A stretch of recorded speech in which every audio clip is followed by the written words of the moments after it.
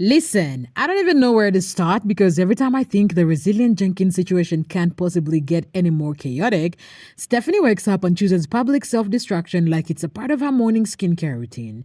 And today she said, let me do something so unbelievably reckless that even CPS proudly sat up in their chairs like, wait, did she just threaten us on Facebook? Because Stephanie in the hospital posting about a kidney stone decided it was the perfect time to upload a TikTok audio that literally says, if I had a missile, I would throw it at that bitch, while pointing it at the caseworker who tracked her to the ER. Like, please, someone explain how that was her smartest idea of the day, because the math is not mathing.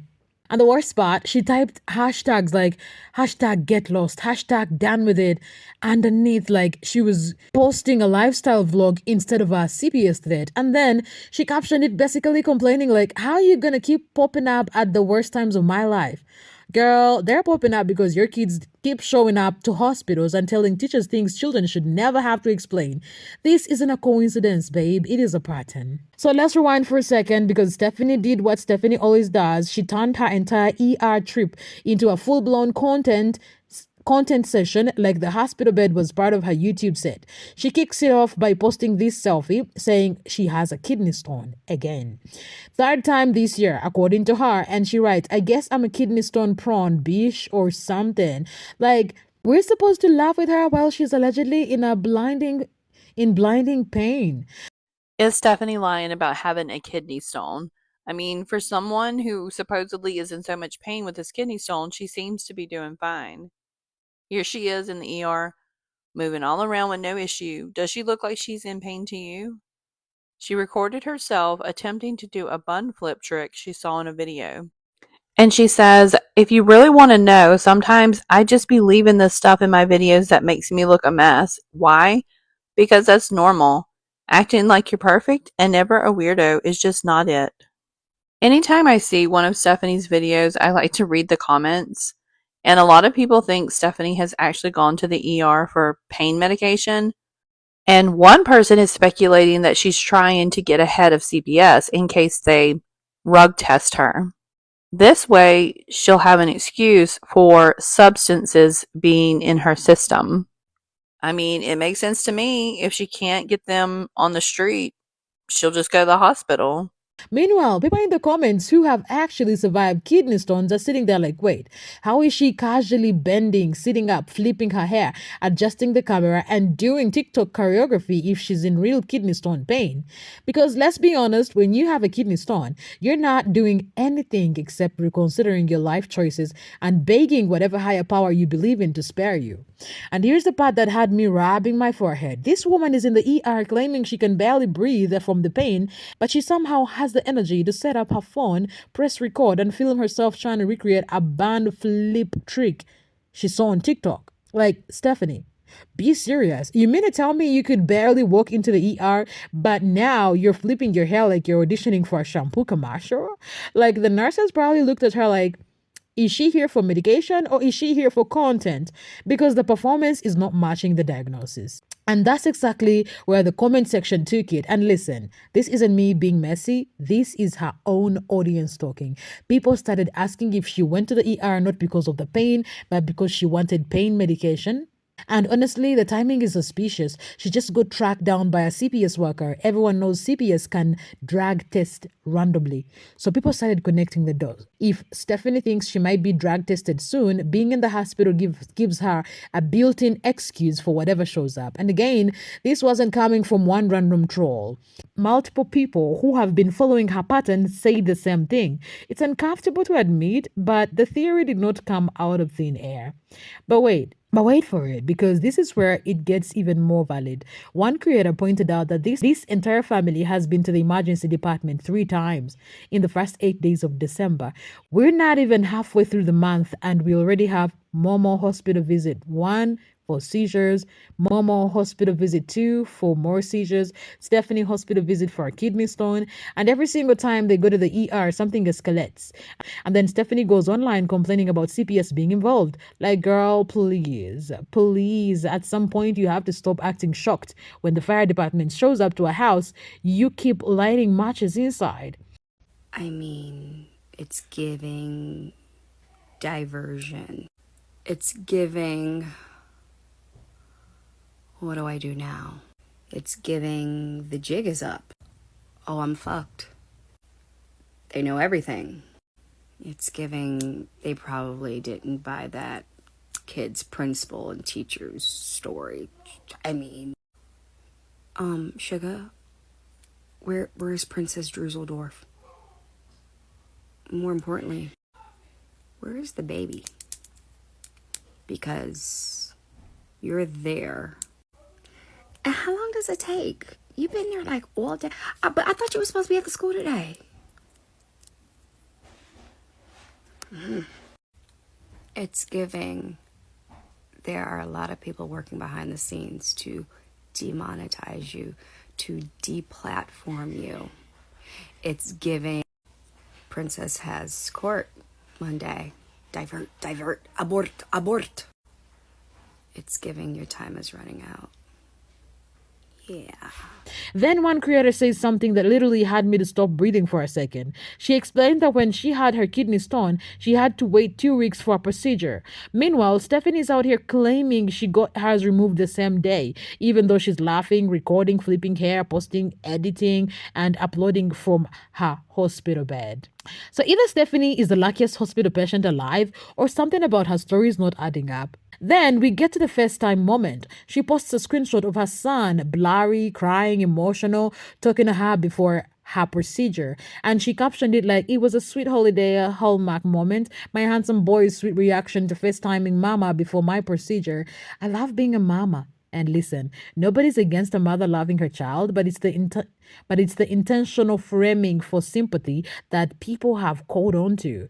Because in the middle of a CPS investigation, after being tracked down by a caseworker in the hospital, after posting content that appears like she's not actually in pain, after being called out for multiple ER visits, Stephanie suddenly shifts into soft mommy mode right on Facebook. And I'm sorry, but that timing is suspicious.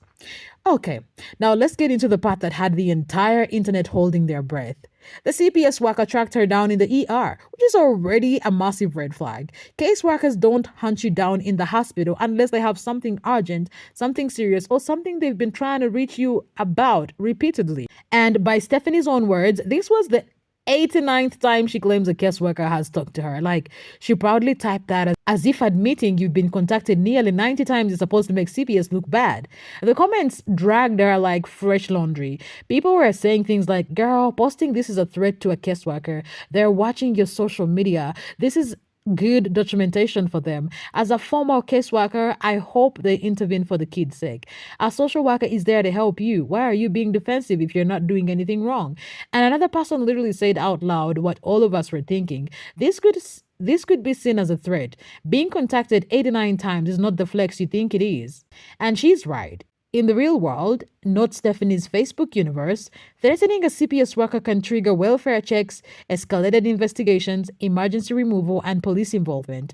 And I'm not exaggerating. Former case workers in the comments confirmed it. If a parent threatens a worker, the next visit comes with a sheriff.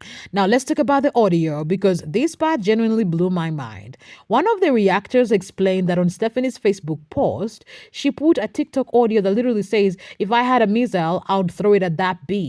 And she used it on a video about the caseworker. Okay, so y'all sent me this. Apparently, Stephanie is in the hospital for a kidney stone for the 3rd time this year, and a caseworker is speaking to her. And then the audio on this was, if I had a missile, I would throw it at that bitch. The decisions that are being made are just like not, it's really hard to defend you not being on hard drugs. I'm gonna say that. A caseworker tracked you down in the ER. They want to talk to you real bad. At what point do you swallow your pride and think, like, maybe I do need to make some changes?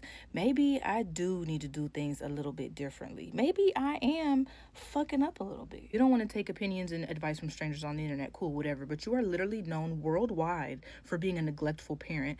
Your daughter's teacher has talked to her multiple times in private, and that's only the times that you know about.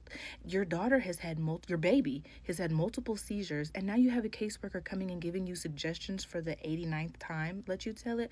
At what point do you be like, maybe I do need to do something a little bit different.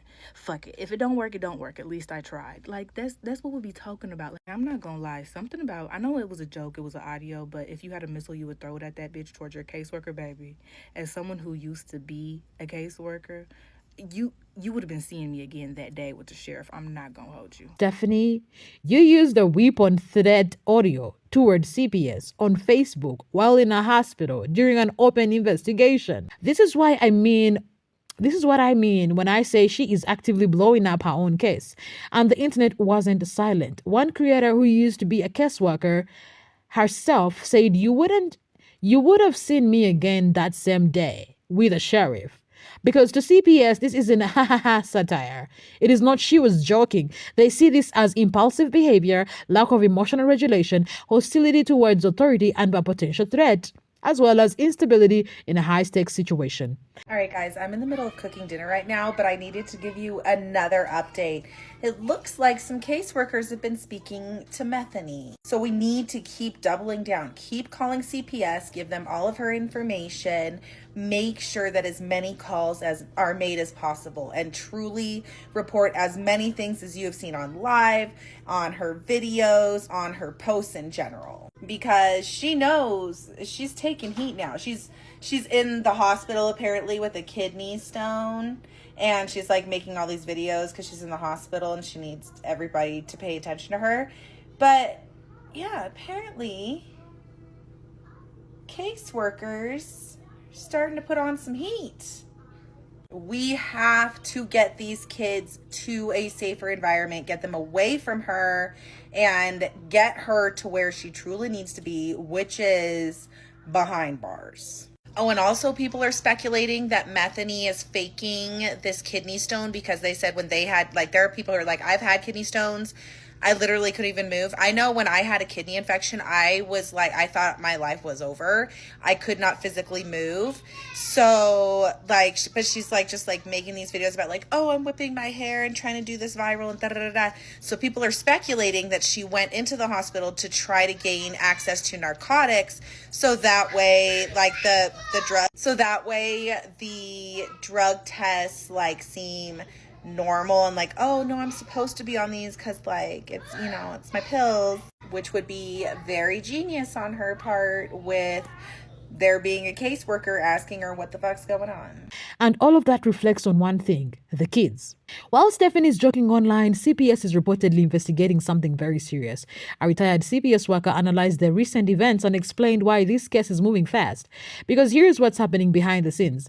Based on the transcripts and commentary, Momo had a sudden onset of crossed eyes, strabismus. Momo had multiple seizures in a short period. The baby had been hospitalized more than once. A doctor reportedly tipped off CPS after noticing inconsistencies. The older kids have been interviewed at school.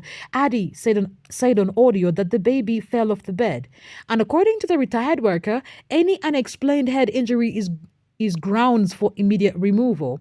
They don't even have to tell Stephanie they're removing the baby until the moment they physically do it. If the child is hospitalized, they can wait until discharge to inform the parent, which means Stephanie could be in that hospital room thinking everything is fine, while behind the scenes, the decision is already made. Another thing the retired worker explained is chilling. She said, if a parent has a history of instability, anger issues, defensiveness, and hostility towards caseworkers, it absolutely affects the outcome. Okay, so I do want to talk a little bit about this. Retired CPS social worker here. Is Momo still in Steph's care? Typically, any unexplained head injury is cause for removal. These older kids are definitely being drilled at school. Lord help these kids. My understanding is that if they are planning on removing Momo, like right now, Stephanie does not know yet. And the reason that I think that is when it's a situation like this, and I'm not necessarily talking to this person, I think as a CPS worker, she probably already knows this, but if a child's in the hospital, they don't necessarily have to tell the parent that the child's going to be removed from them, from their care, until it's really time for the baby to leave the hospital. So if Momo is being monitored, they might even want to see Stephanie's interaction with her or Drew's interaction with her. Like, I don't know. This is all speculatory. And okay, another thing that's speculation is the head injury itself. And I want to make that clear. I am speculating that the baby has a head injury because the baby had a sudden onset of crossed eyes, strabismus. That can be caused by multiple things, a stroke or a head injury. And which one is it more likely that Momo had? I don't need to guess that. That and the sudden onset of seizures. Yes, it's interesting that Drew has a family history of seizures. I think that that is probably the only thing that leaves even a little bit of room for reasonable doubt around a head injury causing the seizures. Even with his family history of seizures, I've also read that people with a family history of seizures are more likely to then start having seizures with a head injury. I'm not diagnosing anyone with anything, but if you already have a family history of seizures and you get a head injury, you are more likely to develop epilepsy at that point. So I think that because of that information, the idea that Momo's seizures could have randomly came out of nowhere from the family history of epilepsy or having seizures is kind of a moot point. I don't think that it's necessarily valid when you know that, yes, the family history matters, but it's also more likely after an injury for a person with that kind of genetic predisposition. So with all of that being said, I'm pretty confident that, yes, doctors, nurses, caseworkers, whoever is on Momo's case has this figured out, simply because they're educated on exactly this, and I don't know how they could not have it figured out. I think that first doctor tipped everything off. That's why the kids started being talked to at school. The baby shows up at the hospital with a sudden onset of seizures. The baby shows up back at the hospital with another seizure. There's audio recording of the oldest child saying that the baby fell off the bed. So yeah, again, it's all speculation. The head injury is entirely speculative. Drew and Stephanie have not come out and said the baby has a head injury, and no doctor is ever going to do that because of HIPAA. So we can use our critical thinking. I feel confident forming my own opinion that this baby probably allegedly had a head injury because of the sudden onset of the crossed eyes, the sudden onset of infant seizures, and Addie saying the baby fell off the bed. Sometimes when it looks like a duck and it quacks like a duck, it's a duck. Some people believe Stephanie is creating chaos right now because she knows removal could be imminent. One creator said it's giving diversion. It's giving the jig is up. It's giving fact. They know everything. It's giving divert, abort. And honestly, with everything happening, it's not far-fetched because 3 ER visits in 8 days, a CPS worker tracking her down, posting threats towards the caseworker, constant defensive responses on Facebook, multiple creators calling out inconsistencies, teachers reportedly talking to the kids. All of that paints a picture, a very unstable one. That part that genuinely made me speechless was this. Stephanie posted a video saying she keeps things in her videos that make her look like a mess because it's normal. She literally said, acting like you're perfect and never a weirdo is just not it. And this would be fine if she wasn't in the middle of a child welfare investigation. Because when CPS watches that, yes, they watch social media, what they see is a parent who publicly admits to being chaotic, being careless with her presentation, not seeing anything wrong with exposing her instability online. Combine that with the hostility, the threats, the deflection, the dismissive attitude towards CPS, the posting behavior in the ER, the hair flipping videos while claiming severe pain, and suddenly everything looks different. Everything looks dangerous. Everything looks like a parent unraveling in real time. So when Stephanie sits there like, why does the caseworker keep popping up? It's like, babe, the workers are popping up because your children are not safe. They are popping up because your baby has unexplained seizures. They are popping up because your daughter is talking to teachers about things no child should have to discuss. They are popping up because your online behavior is volatile, impulsive, and at times threatening. And they are definitely popping up because you posted a missile threat audio at a CPS worker on Facebook. This latest stunt did not help her case. It did not soften anything. It did not make CPS back off. If anything, it showed them everything they needed to see. Because when a parent under investigation threatens a caseworker, even through an audio clip, it shows CPS exactly what they fear the most: instability, lack of control, danger, and that is the one thing Stephanie cannot afford right now. Because the truth is, this isn't looking good. Not for her, not for Drew, and definitely not for those kids. And this time, the internet did not exaggerate. CPS did not overreact. The caseworker did not randomly pop up. Stephanie gave them the evidence herself, and she posted it publicly on purpose.